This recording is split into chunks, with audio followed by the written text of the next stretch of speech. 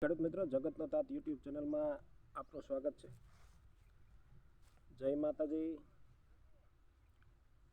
તમામ ખેડૂત મિત્રો મજામાં આવીશો. વાત કરવી છે મિત્રો આપણા વાવેતરની, કે કવિઓ કેવી રીતે ખેડૂતોને વાવેતર માટેનો આખો અંદાજ આપે છે. એક વાક્યની જ અંદર કયો પાક કેવી રીતે વાવવો એ આપણને સમજાવતા હોય છે. તો મિત્રો, કવિઓએ કીધું છે કે ઘઉં ઘાટા તલ પારવા, ચીણા દેડમ ઠેક, કરમે વાવે કપાસિયા, શેરડી ગુંદી ખેત. મિત્રો, આપણને ખેડૂતોને જણાવવામાં આવ્યું છે કે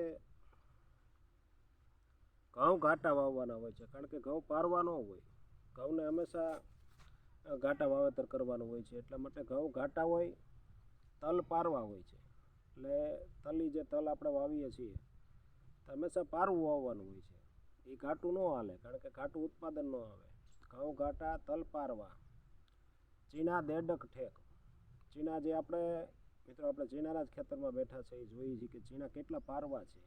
દેડક ઠેક એટલે દેડકો જેમ ઝીણા ઝીણા નાના નાના ઠેકડા મારે, એવી જ રીતે ચીણા પારવા વાવવાના હોય છે. જેમ દેડકો ઠેકડા મારતો હોય છે, એવી રીતે ચીણા પારવા હોય છે. ચીણા દેડક ઠેક, કરમે વાવે કપાસિયા. કરમે વાવે કપાસિયા એટલે કપાસિયા આપણે ડગલું ભરીએ છીએ, 1 ડગલું 2 ડગલું, એવી રીતે ઘણા ખેડૂતો જોઈ કે આપણે જાળીએ વાવે છે, 30ની જાળીએ, 32ની જાળીએ કપાસિયા વાવતા હોય છે. ને બે કપાસ વચ્ચેનું અંતર 1 ફૂટ રાખતા હોય, 2 ફૂટ રાખતા હોય. એવી રીતે કપાસિયા ડગલે ડગલે, જેમ આપણે ડગલું ભરીએ છીએ, કરમ એટલે ડગલે, 1 આપણે ડગલું હોય, 2 ડગલું હોય, એવી રીતે કપાસિયાનું વાવેતર કરવામાં આવે છે.